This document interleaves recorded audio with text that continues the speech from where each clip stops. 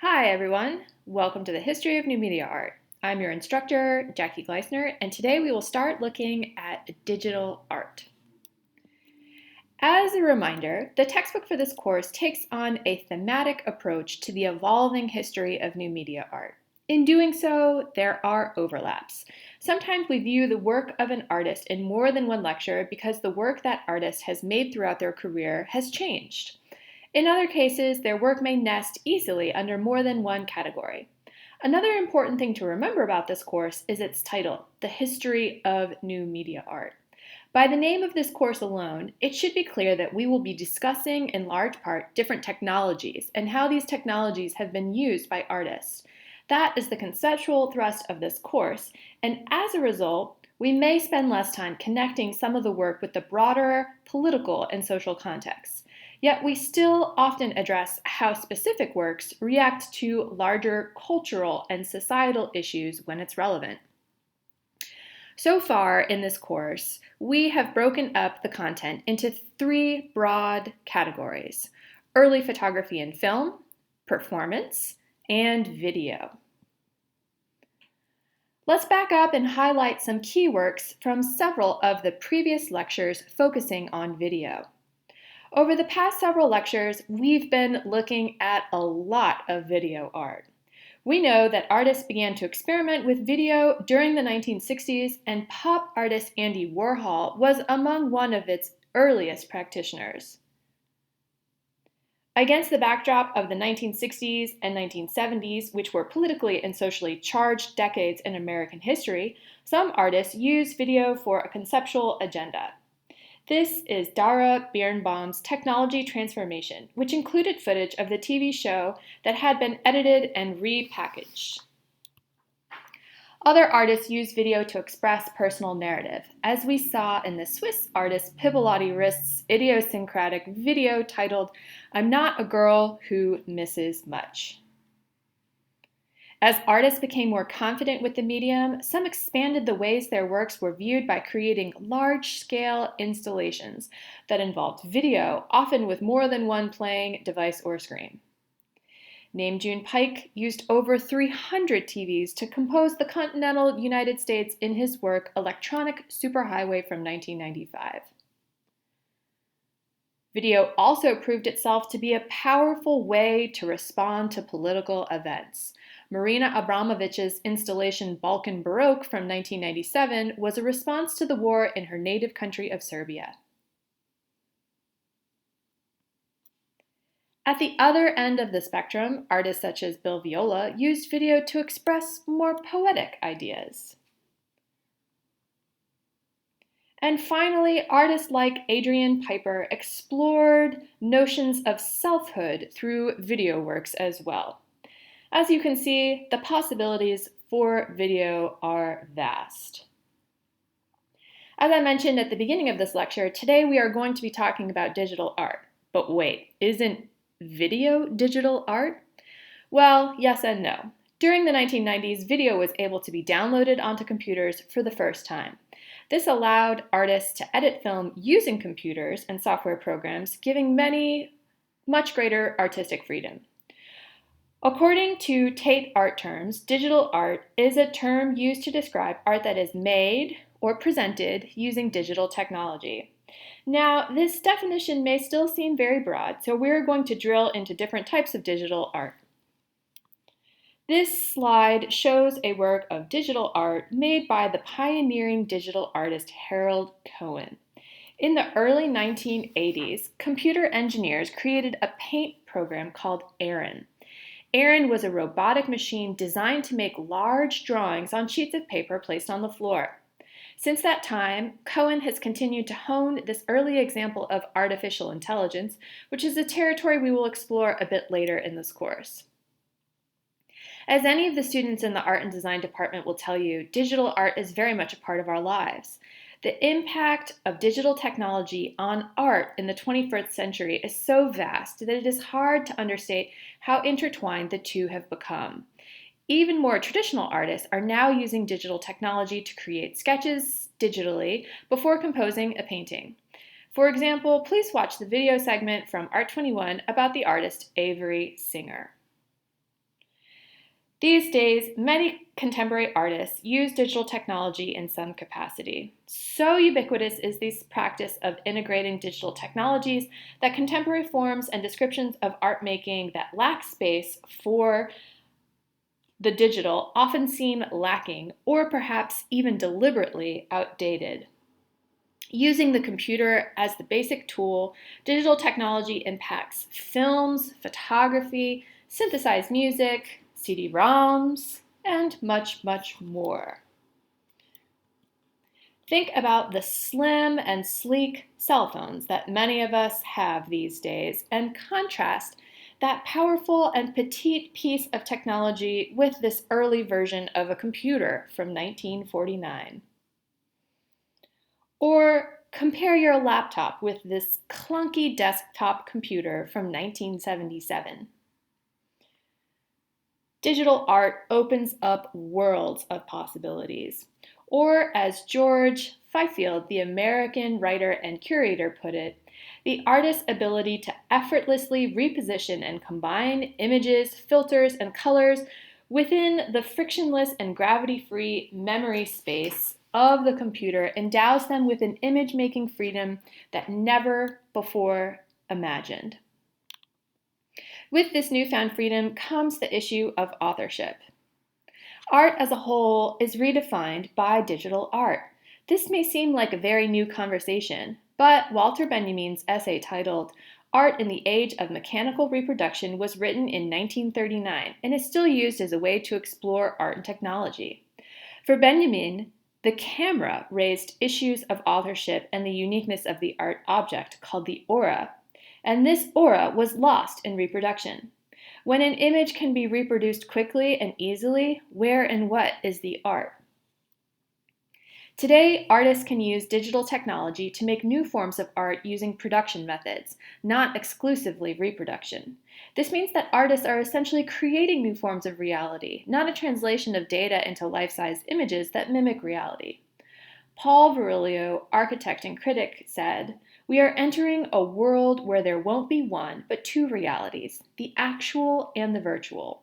There is no simulation, but substitution." Let's read a small piece of Benjamin's essay together. Even the most perfect reproduction of a work of art is lacking in one element, its presence in time and space, its unique existence at the place where it happens to be. This unique existence of the work of art determined the history to which it was subject throughout the time of its existence. This includes the changes which it may have suffered in physical condition over the years, as well as the various changes in its ownership. The traces of the first can be revealed only by chemical or physical analyses, which it is impossible to perform on a reproduction. Changes of ownership are subject to a tradition which must be traced from the situation of the original. Keep these ideas about the unique existence of an art object as we continue with today's presentation. And within the big tree of digital art, there are many branches. First, we will start with digitally altered photography. As the personal computer became standardized, many artists started to manipulate photographs by using computer-mediated tools. Photographs were scanned and translated into a computer language, a process that took a two-dimensional image and turned it into the mathematical, binary, or digital language of the computer. Representational imagery made a comeback during the 1980s as artists began to explore the mechanical possibilities of computer imaging techniques. For example, Leonardo da Vinci's Mona Lisa appears in the digital works of both Jean-Pierre Javarel as well as Lilian Schwartz. And here the infamous painting by Leonardo da Vinci has been reconstructed using numerical analysis. This work seems very close to the paintings of Chuck Close, which used the grid to construct the portrait. Here's one example of one of Chuck Close's gridded portraits for comparison. Another early example of digital art was this one by Lilian Schwartz, the American artist. Schwartz creates computer-mediated art, and almost her entire output as an artist is rooted in computational media. Mona/Lisa from 1987, made during the era of appropriation of the 1980s, when artists were borrowing or using images found elsewhere, reactivates very familiar imagery. For a more contemporary example of her work, please watch her Before from 2012, a 3D digital animation that has been linked on this page. American artist Keith Cottingham works exclusively with digital manipulations in all of his work. The fictitious portrait series from 1992 starts with a photograph. Then he combines various digital painting and montage tools to make composite images that at first glance seem to be an unmediated photograph, but with more examination, the works blur the boundaries of race, gender, and age. Here are more examples from this series, which serves to question the very nature of representation. As the artist explained, I imagine bodies, both generic and specific. On a related note, the Dystopia series from 1994 was a collaboration between Anthony Aziz and Sami Suchet. They took normal photographs of people and digitally erased their eyes and mouths, creating eerie heads without distinct features. This series resulted from their criticality of technological advances in photography. Quote, with the end of truth in photography has come a corresponding loss of trust. Every image, every representation is now a potential fraud. Now, to our contemporary eyes, many of these digitally altered photos may seem easy to replicate. I feel pretty confident myself that I could blur out the features of a face quickly in Photoshop, but let me underscore here how new this technology was during this time, nearly 30 years ago. Here's yet another example of a digitally altered photograph. Angelus Novus is a triptych of digital prints by the British artist Victor Burgin. A central image of a woman is reworked. The contrast of the image is altered like a painter considering the practice of chiaroscuro, the balance of lights and darks in an image. The images on either side are further manipulated images of bombs dropped during World War II.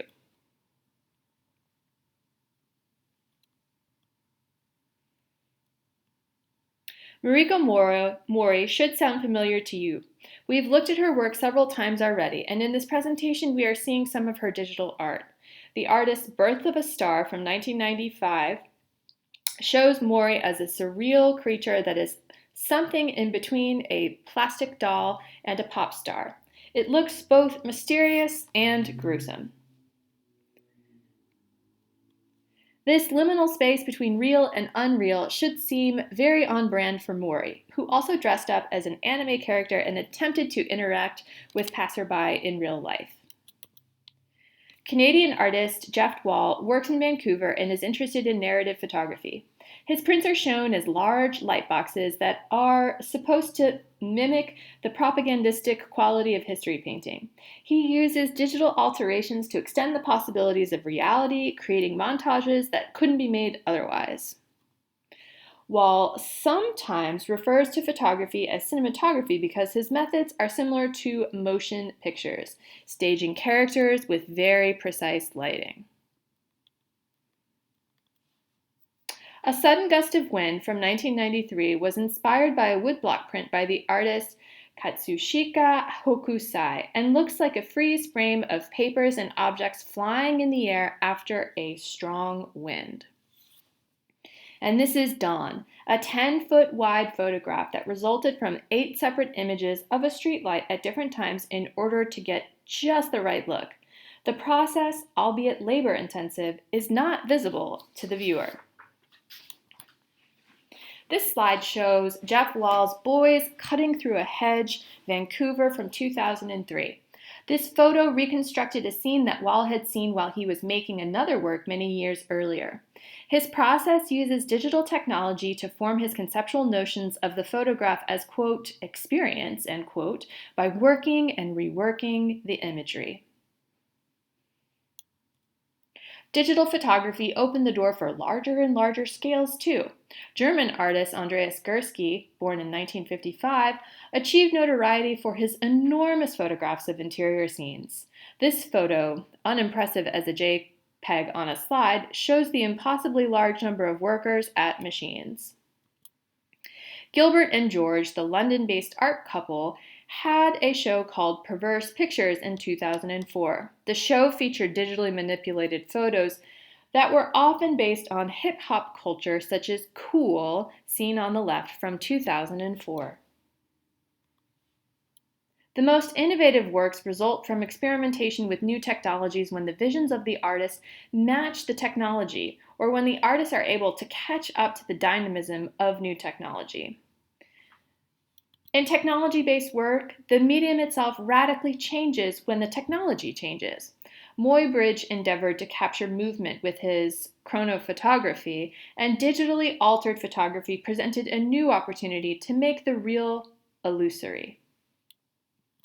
But it's important to note that not everyone accepted digitally altered photography with equal enthusiasm. American photography critic A.D. Coleman said, "It's mostly bells and whistles with buttons to push. Everything here hums and clanks and flickers and turns on." Commenting on Montage 93, the International Festival of Image held in Rochester, New York in 1993.